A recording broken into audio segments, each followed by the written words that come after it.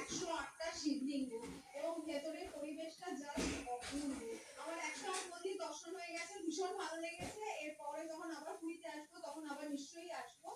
আর তোমরা পুরীতে আসলে 108 মন্দিরে এসো, খুব সুন্দর মন্দিরটা।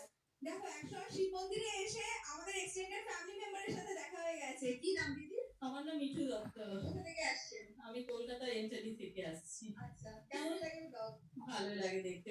আর রিসেন্ট বাকি যে ব্লগগুলো সেগুলো আমার খুব ভালো লাগে। Thank you. আমরা কিছু ইনফরমেশন পাই, আর অনেক কিছু যেগুলো আমরা যেতে পারি না সেই জায়গাগুলো সম্বন্ধে অনেক আইডিয়া, অনেক ধারণা তৈরি হয়, সেই জন্য আমার তো স্পেশালি ভালোই লাগে। Thank you so much.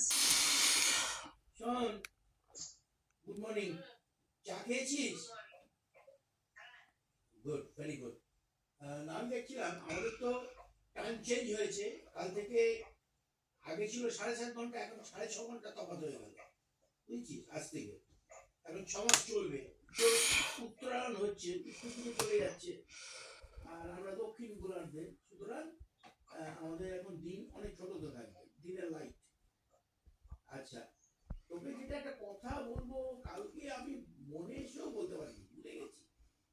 তুই কিন্তু এই তাদের সামনে তুই কখনো কথা আলোচনা করবি না।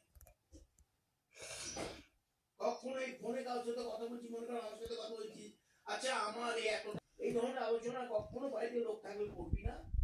বা যে কোনো মানে একমাত্র মানে চরম বিশ্বাসী লোক এই টাকা পয়সার জন্য ছেলে বাপকে খুন করে, হ্যাঁ,